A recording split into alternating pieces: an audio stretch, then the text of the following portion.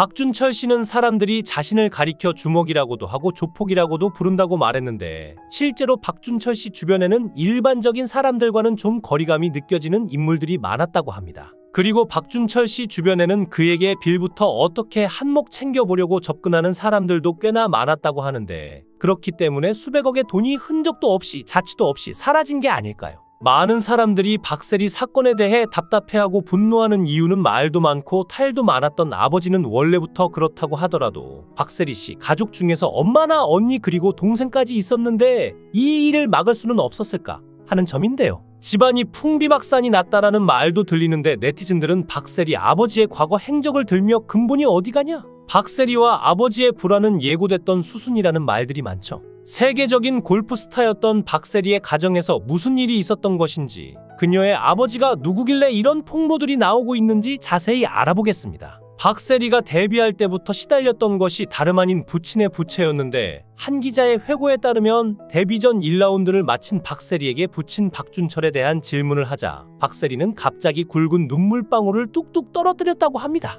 이유를 묻자 놀랍게도 제가 반드시 골프를 성공해서 아빠를 배신한 사람들에게 복수할 거예요라는 답이 돌아왔다고 하는데요. 박세리는 건축 자재업을 하던 부친의 사업이 기울자 매일 찾아오던 친구들이 순식간에 자취를 감췄다. 어떻게 인간들이 그럴 수 있느냐고 되물었다고 하는데요. 어림잡아 박세리가 골프로 벌어들인 돈은 400억 원 이상으로 추정되는데 이런 거금을 바탕으로 부친 박 씨는 대전의 사채시장에서 큰손 대접을 받기도 했습니다. 박준철 씨는 젊었을 때 나이트클럽에서 영업부장으로 일하기도 하고 오락실도 운영하는 등 고생 끝에 형편이 조금씩 나아져 30살 때 24평짜리 아파트를 처음으로 살 수 있었는데 아무것도 없는 무해 상태에서 조금씩 모아서 아파트를 샀으니 너무 기뻐서 자려고 누워도 다시 일어났다가 다시 들어누웠다 하느라 일주일간 잠을 못 잤을 지경이었다고 합니다. 학창 시절부터 늘 싸움질에 조직에 들어가 건달 생활도 하다가 형무소까지 들락날락하던 그는 어느 날 사우나에 갔다가 한 스님이 자신을 보고 나이 40까지만 버티면 이후 인생이 풀리고 훌륭한 업적을 남기게 될 거라는 말에 한번 인생을 바꿔보자고 생각하고 새로운 도전에 나서게 되는데요. 당시 친구들이 매일 골프 얘기만 하고 버디를 했네, 3퍼터를 했네, 또 내기 골프의 얘기도 하길래 그도 골프를 해봐야겠다 생각하게 되는데 하루는 밤 12시에 골프 연습장에 가서 자는 사람을 깨우고 들어가 보니 문을 따준 사람은 연습 코치였던 골프 프로였고 그때 그로부터 무슨 담뱃대에 같이 생긴 골프 드라이버를 가지고 쥐는 방법부터 배우기 시작해 4시간 반 동안 날이 샐 때까지 손이 다 까지도록 연습을 하게 됩니다. 그리고 다음날 박준철 씨는 친구들에게 채를 빌려서 당장 내기 골프 시합에 나가게 되는데요. 그는 연습장과 똑같이 생긴 데서 치는 줄 알았지만 가서 보니 그물도 없고 넓은 운동장 같은 잔디밭에서 친다는 걸 뒤늦게 알게 되었고 게다가 사람들이 쭉 서서 쳐다보고 있으니 그도 보통 배짱은 아니었건만 그 순간 참으로 겁이 났다고 합니다. 그는 공을 올려놓고 치려고 하는데 공을 맞히는 것부터가 쉽지 않았고 겨우 맞춰도 사방팔방 엉뚱한 방향으로 날아갔으며 첫 판부터 내기를 했는데 땅만 계속 쳤던 바람에 온몸이 아프고 난리가 났고 주머니에 있던 60만 원을 다 잃어 추가로 30만 원을 외상까지 했다고 합니다. 그러나 그날 박준철 씨는 돈을 잃기는 했지만 새로운 발견을 하게 되는데 잘만 하면 한 달에 몇 천만 원을 따겠구나 하는 생각이 들어 그날부터 죽자 살자 연습을 하기 시작했고 그때 연습을 독하게 한 결과 갈비뼈 4개가 나가기까지 했을 지경이었는데 그런 맹연습의 결과 그는 기적을 연출하며 6개월 만에 79타로 싱글을 기록하는 등 내기를 하면 돈을 쓸어 담게 되었다고 합니다. 그가 너무 계속 돈을 따자 골프장에는 손님이 없어질 지경이었고 친구들에게 전화를 하면 친구들은 또 돈을 잃을까봐 서울에 가 있다고 거짓말을 했으며 이후 전국체전에 대전 대표 선수로 출전하기까지 했다는데요. 그러던 중 당시 그가 맨날 쌈질만 하니까 자식들을 따라 미국 하와이에 이민을 가 계시던 어머니가 박준철 씨를 미국으로 불렀고 그도 가정을 잘 지키면서 애들을 잘 키워야 되겠다는 생각이 들어 운영하던 오락실을 정리하고 가족들과 미국으로 이민을 가게 됩니다. 사실 그는 하와이에 가면 내기 골프로 돈 좀 따먹을 수 있겠다는 생각도 들어 본격적으로 내기 골프로 들어서게 되는데 미국에선 연습장이 멀어 집 근처에 있는 잔디밭에서 연습을 하던 중 자신이 친 공을 다시 주워 오는 게 귀찮아서 딸세리를 데리고 저쪽에 가서 아빠가 친 공을 이쪽으로 치라고 시키게 되는데요. 그런데 그때 너무나 신기하게도 세리가 친 공은 박준철 씨에게 정확히 와서 딱딱 떨어지는 것이었고 그때 세리는 초등학교 3학년이었는데 그립 잡는 것도 딱 한 번 가르쳐 주었는데 너무나 잘 잡고 치길래 골프를 자기가 할 게 아니라 세리를 시켜야겠구나 해서 세리야 재미있니? 그러니까 아빠 재밌어라고 대답하는 걸 보고 세리를 제대로 키우기로 결심을 하게 됩니다. 다시 말해 훗날 박세리가 골프 선수가 되게 된 데에는 아버지의 내기 골프가 그 시발점이 되었던 것인데요. 어릴 적 육상 선수였던 박준철 씨에 이어 역시 육상 선수로 활동했던 딸 세리는 어려서부터 운동을 다 잘해서 달리기도 잘하고 멀리 뛰기도 잘해서 마치 어렸을 적 자신을 보는 것 같았다는데 소년체전에 나가서 투포환으로 우승까지 하니까 박준철 씨는 세 딸 중 세리를 점 찍어 놓고 있었고 대전 갈마중학교 육상특기생으로 진학한 뒤 운동을 하고 밤 10시가 되어서 돌아오면 그때부터 또 연습장에 가서 골프 연습을 했다고 합니다. 당시 박준철 씨는 골프 코치도 없어서 아놀드 파머, 베노건, 잭 니클라우스 등 세계적인 선수들의 테이프를 구해다가 밤새도록 머릿속에 넣어놨다가 세리한테 가르쳐줬고 당시 세리는 잘 따라오는 정도가 아니라 하나를 가르쳐주면 두세 개씩 따라오니 아빠를 아주 미치게 했다고 합니다. 그렇게 6개월을 고된 연습을 시킨 뒤 중학교 2학년 때 처음으로 주니어 대회에 출전을 하게 되었는데 세리는 거기서 3등을 해서 처음 출전한 대회치고는 대단한 성공을 거두게 되는데요. 그러나 박준철 씨의 머릿속에는 기량이 뛰어난 다른 선수들의 모습이 떠나지 않았고 그때 유복한 여자 선수들이 주니어 대회를 주름잡고 있어서 한 수 배울 요량으로 1등한 선수의 부모를 찾아가 저 박세리 아버지입니다 하며 인사를 했지만 상대방은 거들 떠보지도 않았다고 합니다. 박준철 씨는 아마 이상하게 생긴 놈이 꺼부정하게 입고 와서 새까만 여자애 앞세우고 자기 딸이라고 하니 코치 붙여서 떵떵거리고 다니는 사람들한테 그까짓 3등이 눈에 보였겠냐며 그때부터 이를 더 악물었다고 하는데요. 그는 속으로 오냐 두고 봐라 머지않아서 내가 들어서면 니들은 문을 열고 엎드리게 될 것이요 라고 생각하고 수첩에 몇 월 며칠 나한테 서운하게 한 놈 아무개 나쁜 놈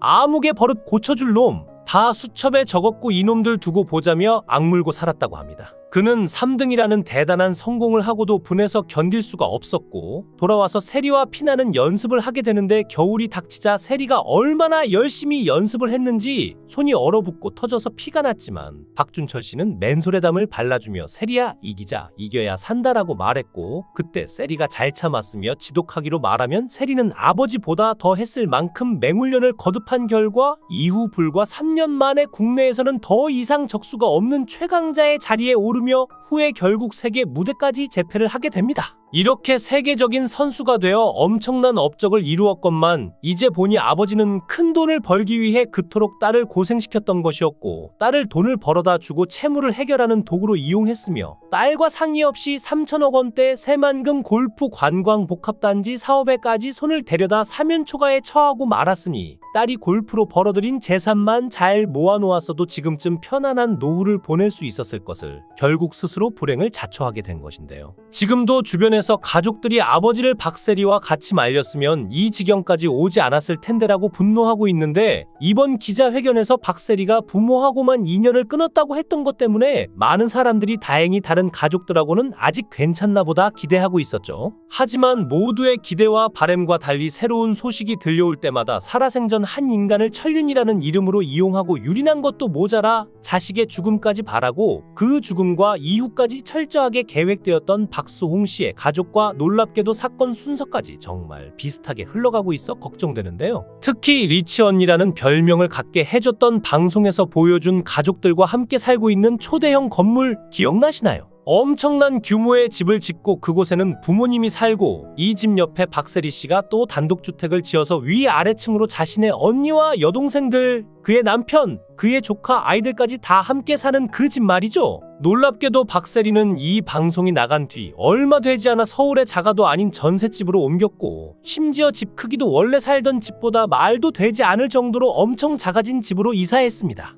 하지만 사실 박세리가 그럴 수밖에 없었던 이유가 있었고 지금 상황에서 가족 중 가장 중요한 사람은 언니일 수밖에 없는데요. 재산 다툼에서 자식이 부모를 이기는 싸움은 없었습니다. 특히 가족 전체가 한 사람을 괴롭힌다면 더더욱 이기기는 어렵죠. 그래서 가족 중 누구 한 사람이라도 위로라도 하고 있으면 큰 힘이 될 수 있을 텐데요. 하지만 안타깝게도 현재까지 보여주고 있는 모습에서는 그러지 못한 것 같습니다. 리치언이라는 별명을 갖게 해줬던 방송에서 보여준 가족들과 함께 살고 있는 초대형 건물에서 조카까지 데리고 살 수 있게 해주었지만 정작 본인은 자가도 아닌 전세집으로 옮겼고 심지어 집 크기도 원래 살던 집보다 말도 되지 않을 정도로 엄청 작아진 집으로 이사하는 모습을 보면 정말로 그 집에 박세리 편이 있는가 의심이 될 정도입니다. 수백억은 아버지가 날렸다고 하더라도 그 큰 집에 자기 자식하고 다 같이 살고 있는데 그 집을 산 박세리가 전셋집을 얻어서 나가는 게 말이 되는 일일까요? 상식적으로 이해가 되지 않는 대목인데요. 이번 일이 조금 더 많은 사람들에게 알려져 가족들 중 누구 한 명이라도 큰 용기를 내고 목소리를 내주셨으면 좋겠습니다. 최소한 박세리는 가슴 속에 굉장히 깊은 상처가 있어 보였지만 가족들에 대한 질문에 눈물까지 흘리며 끝까지 가족들에 대한 어떠한 이야기도 하지 않으려고 노력했는데 말이죠.